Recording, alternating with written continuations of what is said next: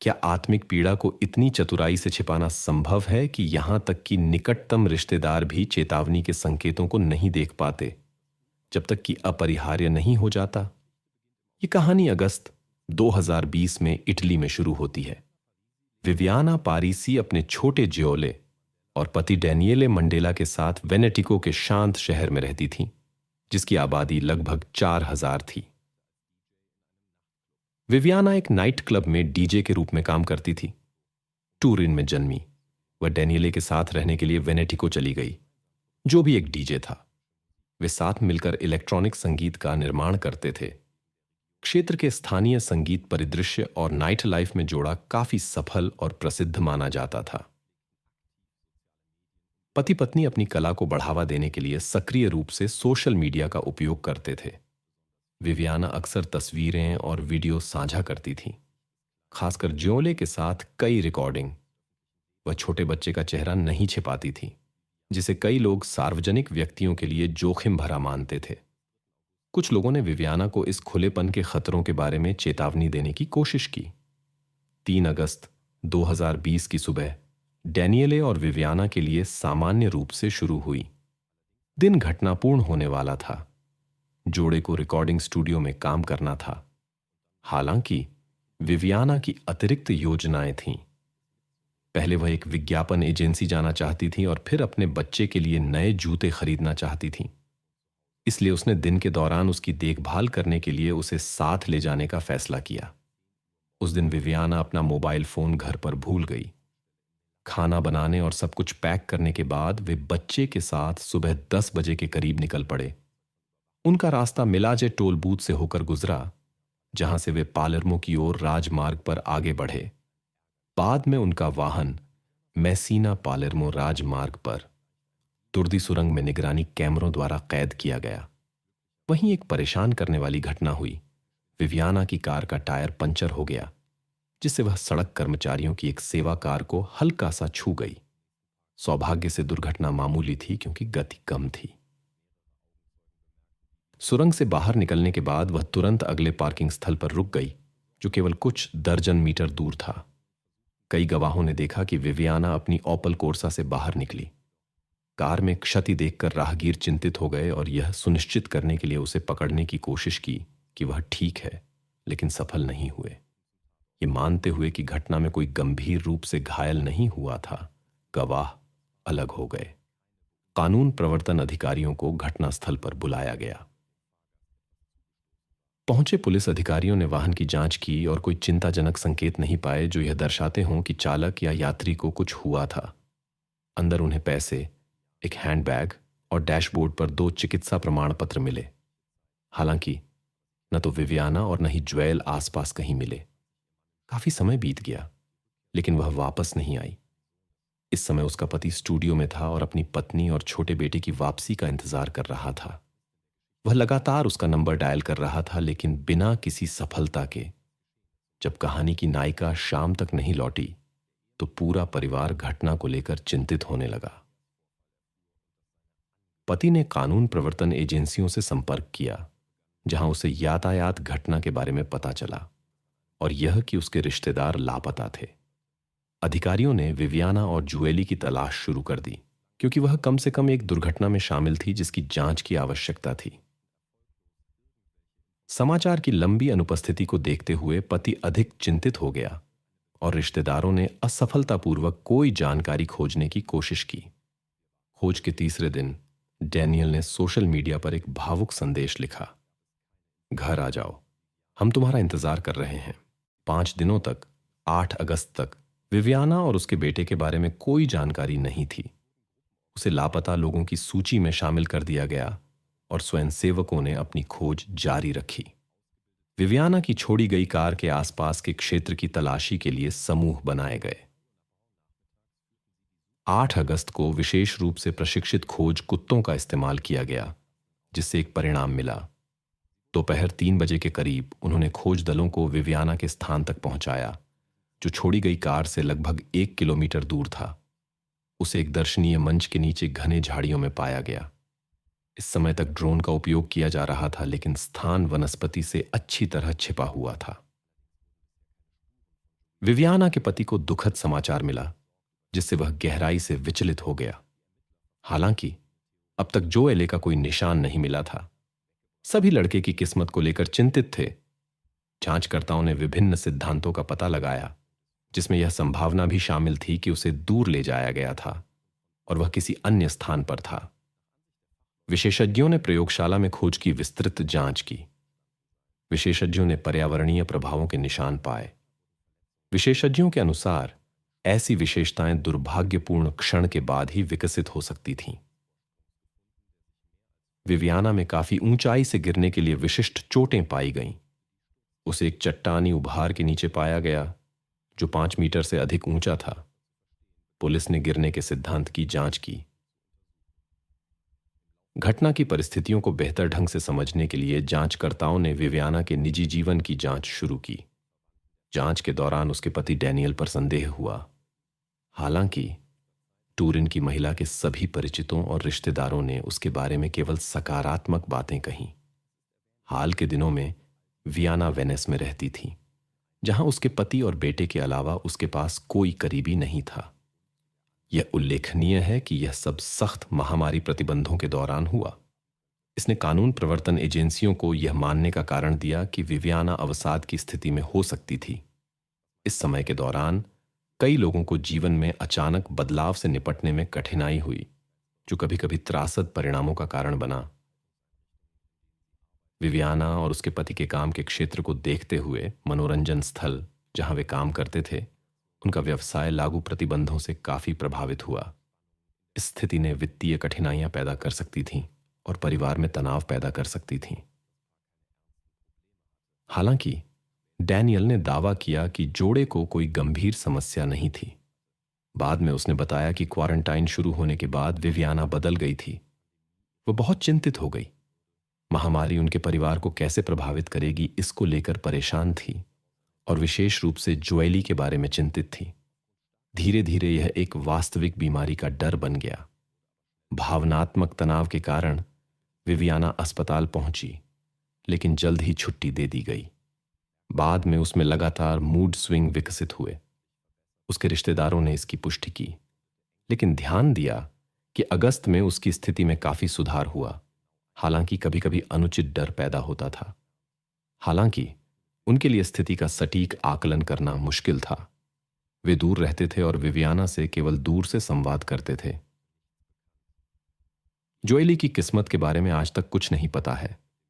जांचकर्ताओं ने अनुमान लगाया कि घटना के बाद विवियाना बच्चे के साथ एक चट्टान पर गई, जहां से वह कभी नहीं लौटी।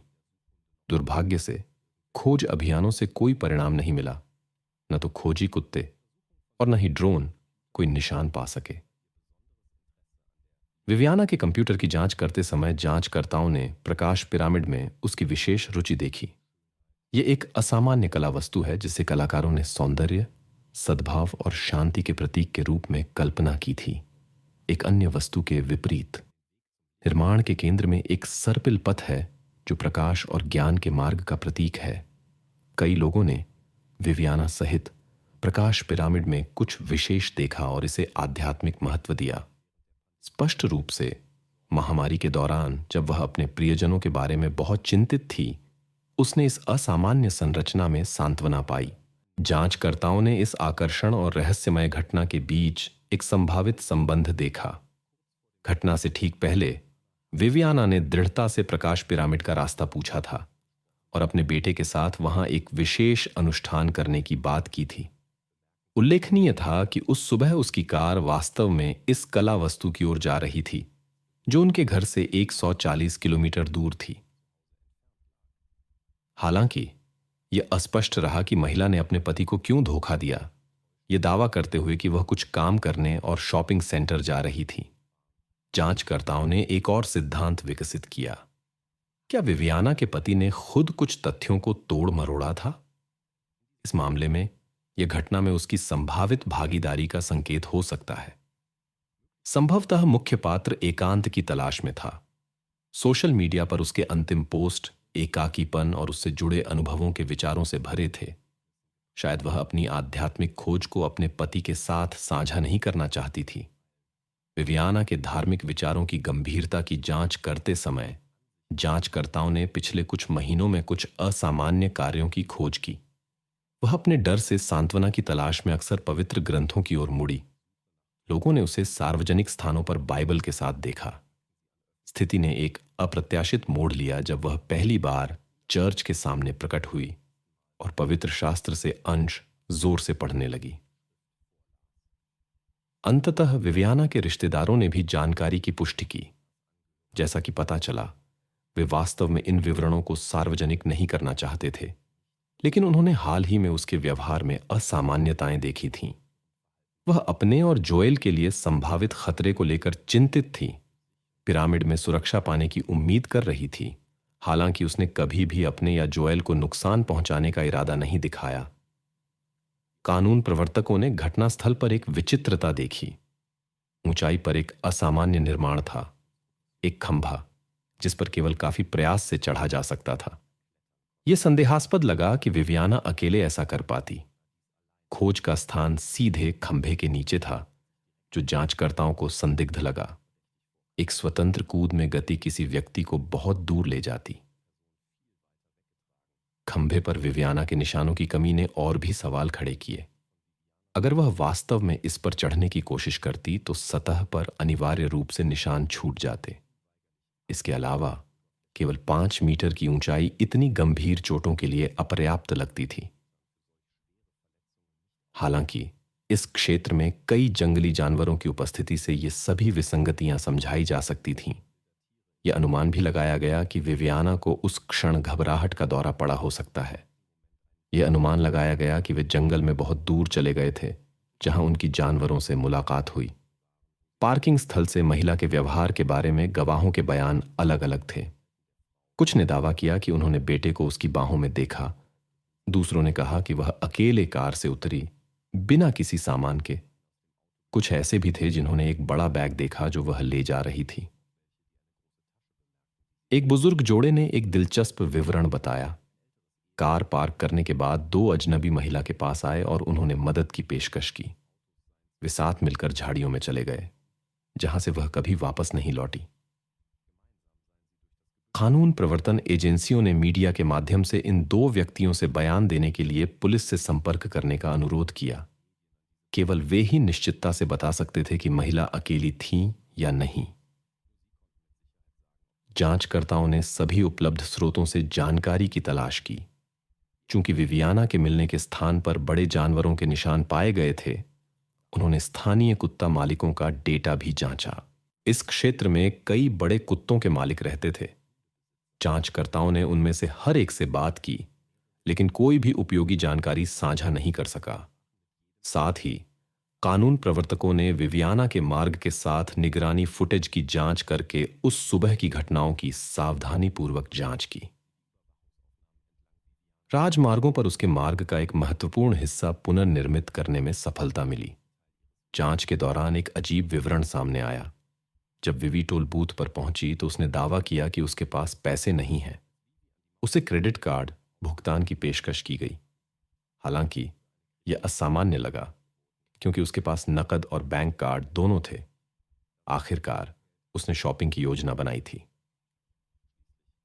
अगली बार उसे पड़ोसी उपनगर में एक पेट्रोल पंप पर कैमरों द्वारा कैद किया गया। यह पता चला कि उसने ठीक इसी पेट्रोल पंप के लिए 70 किलोमीटर का एक बड़ा चक्कर लगाया था। यह चयन जांचकर्ताओं को भ्रमित कर गया, क्योंकि रास्ते में कई अन्य पेट्रोल पंप थे। उल्लेखनीय था कि विवी ने पेट्रोल पंप पर बिना किसी समस्या के नकद भुगतान किया, टोल बूथ पर अपने व्यवहार के विपरीत। जांच के लिए एक महत्वपूर्ण क्षण यह था कि जोएल पेट्रोल पंप पर अपनी मां के साथ कार में बैठा था। पेट्रोल पंप कर्मचारी ने ध्यान दिया कि सब कुछ सामान्य दिख रहा था और कोई चिंताजनक संकेत नहीं थे। उसके अनुसार उनके जाने के लगभग 10 मिनट बाद सुरंग में घटना हुई। जांचकर्ताओं ने विभिन्न संस्करणों की जांच की, जिसमें यह अनुमान भी शामिल था कि टक्कर के दौरान जोएल के साथ कुछ हुआ हो सकता है। हालांकि घटना स्वयं महत्वहीन लगी। इस संस्करण के अनुसार रुकने के बाद स्थिति को समझते हुए विवियाना ने एक अटल निर्णय लिया हो सकता है। हालांकि यह सिद्धांत जल्द ही महत्व खो बैठा। वाहन के अंदर किसी घटना के कोई निशान नहीं मिले। मूल संस्करण की पुष्टि न होने के बाद जांचकर्ताओं ने एक अन्य मार्ग का अनुसरण करना शुरू किया। इसने माना कि डैनियल मानसिक रूप से अस्थिर हो सकता है और विवियन बच्चे के साथ एक नई जिंदगी शुरू करना चाहती थी। संभवतः उसने इस यात्रा को मुश्किल रिश्ते से बाहर निकलने का मौका माना। लेकिन यह संस्करण भी पुष्टि नहीं पा सका। डैनियल के पास एक मजबूत अलिबी था। इस समय वह स्टूडियो में काम कर रहा था, जिसकी पुष्टि कई गवाहों और निगरानी फुटेज ने की। इसके अलावा सभी परिचितों ने उसे एक दोस्ताना और सुखद व्यक्ति के रूप में वर्णित किया। किसी को विश्वास नहीं था कि वह अपने रिश्तेदारों को दुख पहुंचा सकता है। इस घटना की असामान्य परिस्थितियों ने जांचकर्ताओं को एक बंद गली में ला दिया। यह समझने के लिए कि क्या हुआ था, बच्चे को खोजना जरूरी था। विशेष रुचि विवियन के फोन पर उसके पति से एक वॉइस मैसेज ने जगाई। जब खोज शुरू हुई, पति उससे संपर्क नहीं कर सका और एक अजीब रिकॉर्डिंग छोड़ी। चिंता मत करो, कुछ नहीं हुआ है, वे तुम्हें कुछ नहीं करेंगे। ऐसा लगा जैसे वह किसी विशेष घटना के बाद उसे शांत करने की कोशिश कर रहा था। इन सभी ने कई सवाल खड़े कर दिए। बेशक जांचकर्ताओं ने अनुमान लगाया कि यह किसी तरह जेवेली से जुड़ा था। उन्होंने इस छोटी ध्वनि रिकॉर्डिंग को एक महत्वपूर्ण सुराग माना, जो विवियाना के कार्यों के कारणों को स्पष्ट कर सकता था। हालांकि डैनियल ने बताया कि वह केवल अपनी पत्नी और अपने बच्चे की चिंता कर रहा था और इसीलिए उन्हें प्रोत्साहित करना चाहता था। उसकी पत्नी का फोन घर पर रह गया था। वह उसे नहीं बता सकती थी कि क्या हुआ, इसलिए उसने केवल अनुमान लगाया कि कुछ बुरा हुआ था। ऐसा लगा कि पति सब कुछ नहीं बता रहा था। हालांकि रिश्तेदारों ने इसका जोरदार खंडन किया, जांचकर्ताओं के लिए यह स्पष्ट होता गया। पिछले कुछ महीनों में विवियाना गंभीर चिंता और बाध्यकारी भय से पीड़ित थी। उसे अपनी भावनात्मक स्थिति के साथ कठिनाइयां थीं। यह पता चला कि उसे दवाएं और थेरेपी भी निर्धारित की गई थीं। हालांकि इस बात की कोई पुष्टि नहीं मिल सकी कि उसने वास्तव में कोई उपचार लिया था। उसके पति ने अनिच्छा से स्वीकार किया कि विवियाना ने शायद विशेषज्ञ द्वारा निर्धारित दवाएं नहीं ली थीं। डेनियला के अनुसार उसे पिछले डॉक्टर द्वारा निर्धारित दवाओं पर भरोसा नहीं था। स्थिति तेजी से चिंताजनक होती गई। यह पता चला कि महिला एक अस्थिर स्थिति में जेवेली के साथ अकेली थी। उसे अप्रत्याशित परिणामों वाला दौरा पड़ सकता था। विवियाना स्पष्ट रूप से दूसरों के लिए और खुद के लिए भी खतरा थी। हालांकि रिश्तेदारों ने समस्या को नजरअंदाज करना और ऐसा व्यवहार करना पसंद किया जैसे सब कुछ ठीक था। शायद इसी वजह से एक दुखद अंत हुआ। यह स्पष्ट हो गया कि जेवेली के साथ भी कुछ बुरा हुआ था। 16 अगस्त की देर शाम को वे 2 गवाह पुलिस स्टेशन आए, जिन्हें मीडिया के माध्यम से खोजा जा रहा था। यह पता चला कि वे एक पति पत्नी थे और उन्होंने टेलीविजन पर दिखाई गई तस्वीरों में विवियाना को नहीं पहचाना था, इसलिए वे घटना के बारे में नहीं जानते थे। गवाहों को पता चला कि कानून प्रवर्तन एजेंसियां उन्हें खोज रही थीं। चश्मदीदों ने पुष्टि की कि उन्होंने जुएली के साथ विवियाना को देखा था। कार की घटना के बाद दोनों अक्षत दिखाई दे रहे थे। छोटा विवियाना की बाहों में था और होश में था। केवल महिला का व्यवहार ही असामान्य लगा। ऐसा प्रतीत हुआ कि वह बस कहीं जा नहीं रही थी। सब कुछ ऐसा लग रहा था जैसे वह किसी चीज से डर रही थी और छिपने की कोशिश कर रही थी। विवियाना जुएली को इस तरह पकड़े हुए थी जैसे वह उसे किसी खतरे से बचाना चाह रही हो। जब वह झाड़ियों के बीच से गुजरी, 2 गवाह उसका पीछा कर रहे थे। वे आश्वस्त थे कि कुछ गलत था और मदद करना चाहते थे, लेकिन विवियाना जल्दी ही घनी वनस्पति में गायब हो गई। वह पुकार का जवाब नहीं दे रही थी, इसलिए 15 मिनट बाद खोज रोक दी गई। विवियाना के मिलने तक आगे की घटनाओं के बारे में कुछ नहीं पता था। गायब होने के 15 दिन बाद भी जुएली का स्थान अज्ञात था। हालांकि जांचकर्ता अभी भी महत्वपूर्ण जानकारी प्राप्त कर रहे थे। उदाहरण के लिए उन्हें 17 मार्च का एक चिकित्सा प्रमाण पत्र मिला। दस्तावेजों ने विवियाना की स्थिति के बारे में मनोचिकित्सीय मूल्यांकन का खुलासा किया। विशेषज्ञों ने पैरानोइया से प्रेरित मानसिक विघटन और तथाकथित रहस्यमय संकट का निदान किया। इस स्थिति में व्यक्ति यह मानने लगता है कि वह पृथ्वी पर एक विशेष दैवीय मिशन पूरा कर रहा है। डॉक्टरों ने इसे पैरानॉइड अभिव्यक्तियों के रूप में वर्गीकृत किया। इस दौरान विवियाना ने अपनी तार्किक सोच की क्षमता बनाए रखी, लेकिन गलत विश्वासों के कारण उसकी वास्तविकता की समझ विकृत हो गई। अब यह समझ में आया कि वह चर्च के सामने बाइबल क्यों पढ़ती थी और अन्य अजीब कार्य क्यों करती थी, जिनके बारे में परिवार बात नहीं करना चाहता था। स्थिति डैनियल के काम से और जटिल हो गई। टीजे के रूप में अपने काम के अलावा वह वित्तीय कठिनाइयों के कारण ड्राइवर के रूप में काम करने लगा। अपनी छोटी बस से वह आगंतुकों को कब्रिस्तान ले जाता था। महामारी के चरम पर उसके पास कई असाइनमेंट थे, लेकिन इस गतिविधि में बीमार लोगों के संपर्क में आने का जोखिम था, जिससे विवियाना की चिंता और बढ़ गई। 19 अगस्त को कुछ अप्रत्याशित हुआ। डैनियल ने अपने बच्चे की खोज में भाग लेने का फैसला किया। उसने जोर दिया कि अधिकारियों की जोई को खोजने और यह पता लगाने की अक्षमता कि उसके साथ क्या हुआ ने उसे निराशा में धकेल दिया। विधुर ने स्वयं सेवकों का एक समूह संगठित किया, मुख्य रूप से परिवार के दोस्तों और अपनी पत्नी के परिचितों से। आश्चर्यजनक रूप से उसी शाम विवियाना के मिलने के स्थान के पास के क्षेत्र की जांच करते समय उन्होंने एक महत्वपूर्ण खोज की। मां और जोई के गायब होने के बाद से एक स्वयं सेवक ने जोई की उपस्थिति के निशान पाए। चिकित्सा रिकॉर्ड के कारण जोई की पहचान की पुष्टि की जा सकी। जोई अपनी मां के मिलने के स्थान से 700 मीटर दूर था। प्राकृतिक कारकों के प्रभाव के कारण घटनाओं का सटीक क्रम स्थापित नहीं किया जा सका। यहां तक कि यह खोज भी घटना की परिस्थितियों को स्पष्ट करने में मदद नहीं कर सकी। हालांकि विधुर की राय में यह अपर्याप्त पुलिस कार्य की ओर इशारा करता था। वह आश्चर्यचकित था कि वे इस स्थान को पहले क्यों नहीं खोज सके, क्योंकि विशेष रूप से प्रशिक्षित कुत्तों के बिना भी सही दिशा निर्धारित की जा सकती थी। जांचकर्ता जोई के गायब होने में विवियाना की भागीदारी के सिद्धांत का पीछा करते रहे। मां के कार्यों का क्रम निर्धारित करने की कठिनाई से जांच जटिल हो गई, जिसे मानसिक समस्याएं थीं। एक सिद्धांत था कि विवियाना और उसका बेटा बस जंगल में भटक गए होंगे। जबकि विशेषज्ञ सबूतों की तलाश कर रहे थे, नए चिकित्सा दस्तावेज सामने आए। यह पता चला कि विवियाना ने जून के अंत में पहले ही कुछ अपरिवर्तनीय करने का प्रयास किया था। उसने अपनी दवाओं की निर्धारित खुराक से अधिक ले ली थी। इस घटना से पहले महिला ने इन दवाओं को पूरी तरह से अस्वीकार कर दिया था। इस खोज के बाद रिश्तेदारों की चुप्पी और भी अजीब लगी। स्पष्ट रूप से विवियाना का पति उसकी कठिन स्थिति के बारे में जानता था। फिर भी उसने अपनी पत्नी और उसकी समस्याओं पर आवश्यक ध्यान नहीं दिया।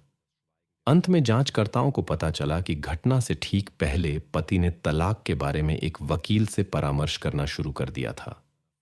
विवियाना को शादी समाप्त करने के उसके इरादे के बारे में पता चला। चिकित्सा परीक्षण लड़के के साथ क्या हुआ, इसके बारे में कोई सटीक जवाब नहीं दे सका। यह पता लगाने के लिए कि रिश्तेदार मां के स्वास्थ्य की स्थिति के बारे में जानकारी को इतनी दृढ़ता से क्यों छिपा रहे थे, जांचकर्ताओं को सभी परिवार के सदस्यों की बातचीत को सुनने की अनुमति मिली। आश्चर्यजनक रूप से बातचीत में किसी ने भी इस संभावना का उल्लेख नहीं किया कि विवियाना जानबूझकर खुद को नुकसान पहुंचा सकती थी। सब कुछ इस ओर इशारा करता था कि महिला की स्वास्थ्य समस्याएं अनियंत्रित हो गई थीं और रिश्तेदार स्थिति की गंभीरता को बस समझ नहीं पाए। उनकी मुख्य चिंता परिवार की प्रतिष्ठा की रक्षा और अफवाहों से बचने की इच्छा थी। हालांकि रिश्तेदारों और पति ने इस स्पष्टीकरण को पूरी तरह से खारिज कर दिया। उन्होंने कानून प्रवर्तन एजेंसियों की लापरवाही की ओर इशारा किया, जो महत्वपूर्ण जांच उपायों को समय पर नहीं कर सकीं। वे इस बात पर अड़े रहे कि विवियाना कभी भी खुद को और अपने प्यारे बेटे को नुकसान नहीं पहुंचाती। रिश्तेदार एक अजनबी व्यक्ति की भागीदारी से आश्वस्त थे, जो उनके अनुसार महिला का पीछा कर रहा था और उसे एक सुनसान जगह पर पकड़ लिया था।